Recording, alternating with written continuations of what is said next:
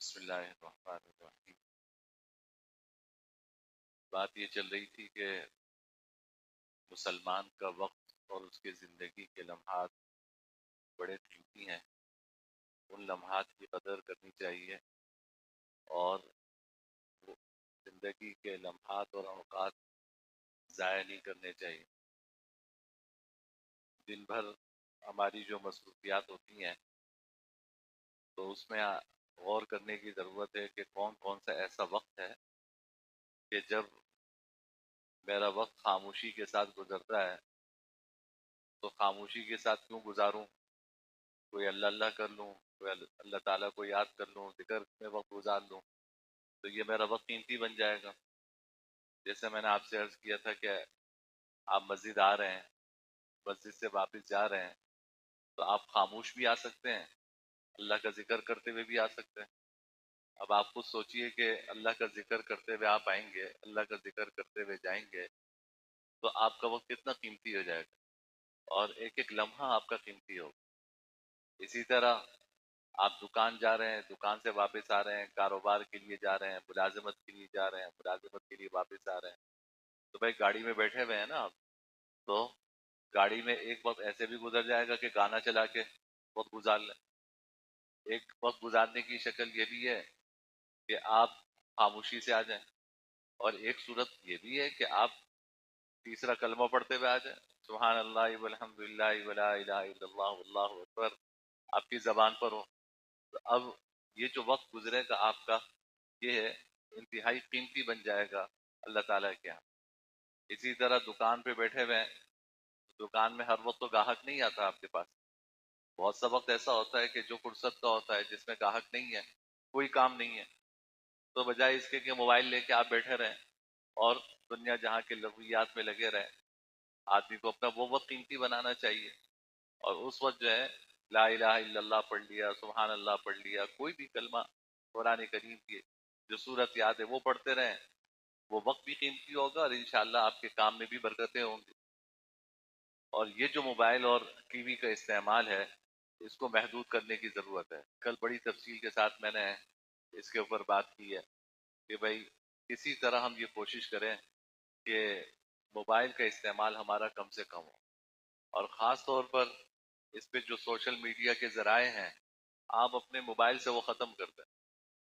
ضرورت کے تحت جو چیزیں آپ کو استعمال کرنی ہے بس وہ رکھیں، اس کے علاوہ بقیہ جتنی چیزیں ہیں جو صرف رابطے کے لیے استعمال کی جاتی ہیں اور اپنے ایک ایک لمحات شیئر کرنے کے لیے استعمال کی جاتی ہیں، یہ ہمارا وقت کھا جاتی ہے۔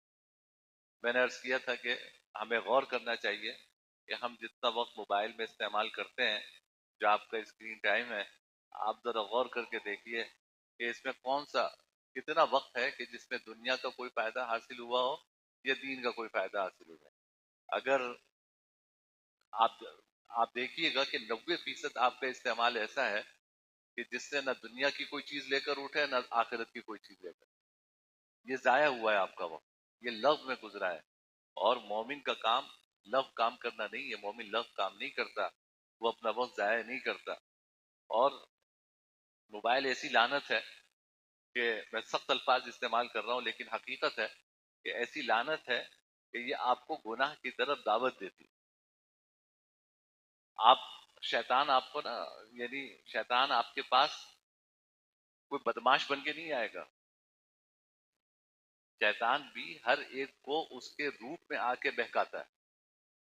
آپ کے پاس آئے گا بزرگ بن کے اور آپ کے دل میں ڈالے گا کہ بھائی موبائل پہ نا قرآن ڈاؤن لوڈ کر لو اور قرآن پڑھا کرو، بس آپ کو شروع کروائے گا قرآن سے اور آپ کو پہنچائے گا گندی چیزوں تک۔ وہ اگر پہلے دن آ کے آپ سے کہے کہ موبائل پہ موبائل لے لو اور اس پہ یہ سب کچھ دیکھنا، آپ کہیں گے توبہ توبہ کیسی باتیں ہو رہی ہیں، وہ آپ کو شروع کرے گا قرآن پاک سے۔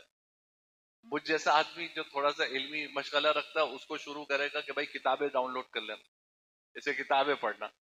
چلو آپ نے کتابیں ڈاؤن لوڈ کرنے کے لیے لے لیا موبائل، کتابیں پڑھنے کے لیے ایک دن کتاب پڑھی، دوسرے دن پڑھی، تیسرے دن ایک اشتہار آ گیا، اس اشتہار کو دیکھا، اس سے اگلے آگے چلے گئے، یا بس آپ کو ایک گناہ کے دلدل میں پھنسا دے گا۔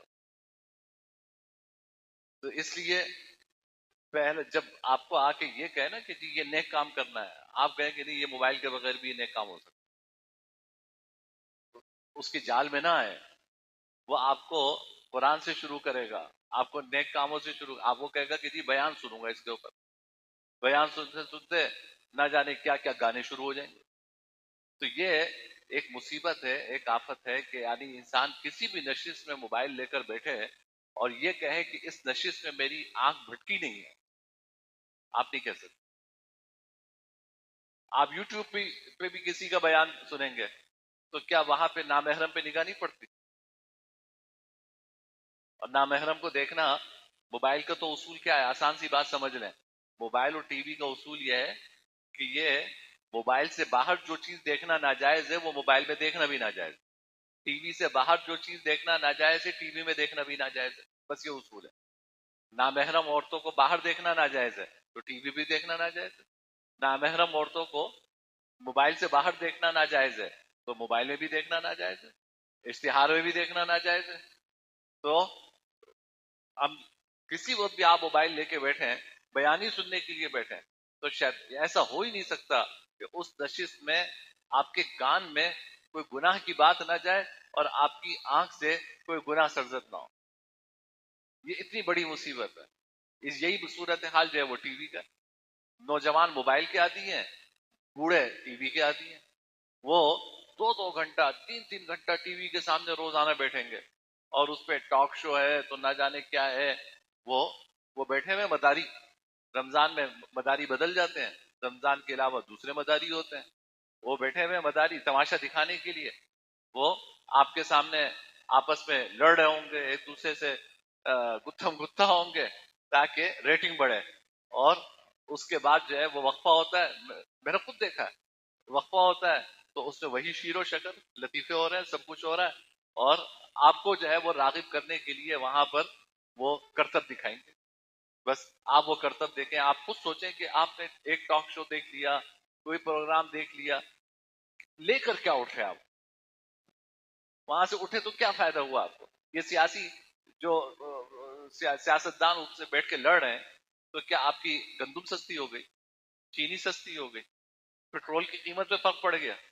اگر یہ ٹی وی پروگرام دیکھنے سے ان ساری چیزوں میں فرق پڑ رہا ہوتا تو چلے مل کے سب کام کر لیتے ہیں کہ شاید کہ ہماری قوم کو کوئی فائدہ ہو جائے. کیا فائدہ ہے اس سے؟ وہ اس کے اوپر بہتان لگا رہا ہے، وہ اس کے لیے اس کی غیبت کر رہا ہے، وہ اس کے اوپر بہتان لگا رہا ہے، وہ جھوٹ بول رہا ہے، اور ہم سارے بیٹھ کے یہ تماشا دیکھ رہے ہیں. یعنی حیرت ہوتی ہے کہ اتنے بیوقوف ہم کیسے ہو گئے، لیکن بن جاتے ہیں بیوقوف اور پابندی کے ساتھ یہ ساری چیزیں دیکھتے ہیں. تو میرے بھائی یہ سب لغویات ہیں. انسان کی آنکھ جب بند ہوگی نا تو اس ایک ایک لمحے پر حسرت ہوگی آپ کو. جو ایک ایک لمحہ گزرا نا ہمارا، جو ٹی وی کے سامنے گزرا اور موبائل ہاتھ میں لیے گزرا، اس ایک ایک لمحے پہ انسان کو حسرت ہوگی. اس لیے یہ آپ کو خود کرنا ہے، یہ میں نہیں کر سکتا، آپ کے ابا نہیں کر سکتے، آپ کے بھائی نہیں کر سکتے. ہر آدمی کو اپنے اوپر خود کا اپنے آپ کو خود کنٹرول کرنا ہے. اپنے آپ کو خود کرنا ہے کہ جی میں اپنا استعمال کیسے کم کروں. ٹی وی دیکھتا ہوں کیسے وہ کم کروں، موبائل دیکھتا ہوں اس کو کیسے محدود کروں، اپنے موبائل سے کیا کیا چیزیں ختم کروں. قرآن میں نے کل بڑی تفصیل سے آپ کو بتایا کہ قرآن کریم آپ کو مصحف میں پڑھنا چاہیے. موبائل میں قرآن مجبوری کی بات ہے. مجبوری یہ کہ مثال کے طور پہ کہیں آپ گاڑی میں جا رہے ہیں، کہیں آ رہے ہیں، ظاہر ہے اس وقت مصحف نہیں پڑھ سکتے، لے سکتے تو مجبوراً آپ کے ہاتھ میں موبائل ہے تو اس میں آپ نے قرآن پڑھ لیا، مجبوری کی بات ہے. یا وضو نہیں ہے تو چلو موبائل میں قرآن آپ نے پڑھ لیا، یہ مجبوری کی بات ہے. ورنہ موبائل قرآن پڑھنے کے لیے ہے نہیں، یہ آلہ قرآن کا ہے نہیں. آپ قرآن جو ہے وہ مصحف میں دیکھ کے پڑھیں. اس قرآن کریم میں دیکھ کے پڑھیں گے تو زبانی پڑھنے کے مقابلے میں دگنا اجر اللہ عطا فرمائیں گے. اور جو انوارات و برکات ہیں اللہ ہمیں وہ بھی نصیب فرمائیں گے. تو خلاصہ میری گفتگو کا یہ ہے کہ بھائی جو چیزیں ہمارا وقت ضائع کرتی ہیں ان ساری چیزوں پہ نظر ثانی کریں، ان کے اوپر غور کریں اور اپنے آپ کو کسی طرح اس سے نکالنے کی فکر کریں. یہ صرف رمضان کی نہیں بات کر رہا میں، آپ کی پوری زندگی کی بات کر رہا ہوں. اپنی پوری زندگی میں آپ اس سے نکلنے کی کوشش کریں. اور حقیقت یہ ہے کہ میں یہ جو موبائل ہے، میرا تجربہ تو یہ ہے کہ یہ نہ جانے کتنے خاندانوں کو اجاڑنے کا ذریعہ. ہمارے پاس دارالفتہ میں دن رات مسائل آتے ہیں، میاں بیوی کا جھگڑا ہے، خاندان بھائی بھائیوں کا جھگڑا ہے، سب لے کر آتے ہیں اپنے مسئلے. آغاز کہاں سے ہوتا ہے؟ اس موبائل کی عذاب سے ہوتا ہے. رشتے ہم سے توجہ چاہتے ہیں. میں نے پہلے بھی ایک مرتبہ جمعے میں بڑی تفصیل سے اس سے بات کی تھی کہ یہ جو ہمارے رشتے ہیں نا، یہ توجہ چاہتے ہیں، اٹینشن چاہتے ہیں. یہ توجہ آپ دیں گے تو یہ رشتے جو ہیں ان کو پانی ملے گا اور ان رشتوں میں محبتوں میں اضافہ ہوگا. اگر آپ ان رشتوں کو توجہ نہیں دیں گے تو یہ پودے سوکھ جائیں گے. یہ رشتے توجہ چاہتے ہیں آپ کی. یہ موبائل رکاوٹ ہے ان رشتوں کو توجہ دینے میں. موبائل میں لگ کر بیٹا باپ کو نہیں توجہ دے رہا، موبائل میں لگ کے باپ بیٹے کو نہیں توجہ دے رہا، موبائل میں لگ کے شوہر بیوی کو نہیں توجہ دے رہا، موبائل میں لگ کے بیوی شوہر کو نہیں وقت دے رہی. بس جب یہ وقت نہیں ملتا نا ایک دوسرے کو، یہ غلط فہمیاں پیدا ہوتی.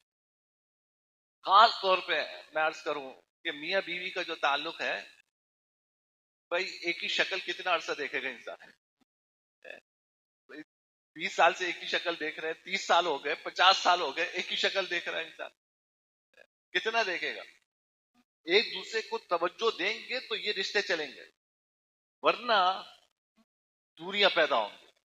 جب دوریاں پیدا ہوتی ہیں، آپ توجہ نہیں دے پاتے تو شیطان غلط فہمیاں پیدا کرتا ہے اور پھر وہی غلط فہمیاں گھر اجاڑنے کا ذریعہ بنتی ہیں. وہ غلط فہمیاں گھر اجاڑنے کا ذریعہ بنتی ہیں. ہمارے گھر اجڑتے ہیں اس سے. میں نے کتنے گھر اجڑتے دیکھے ہیں اس سے. تو اس لیے اپنے گھر میں بھی موبائل اپنا اس کا استعمال محدود رکھیں. جب آپ اپنے بستر پہ لیٹے ہیں، بس ضرورت کی چیز آپ نے کام کیا، اس کے بعد موبائل رکھ دیں. اما ابا کے ساتھ بیٹھے، ماں باپ کے اوپر ایک نگاہ پہ حج مقبول کا ثواب ملتا ہے. تو آپ سوچئے کہ موبائل دیکھنے میں گناہ کما رہے ہیں اور ماں باپ کو محبت سے دیکھیں تو ایک حج مقبول، ہر نگاہ پہ حج مقبول کا ثواب ہے.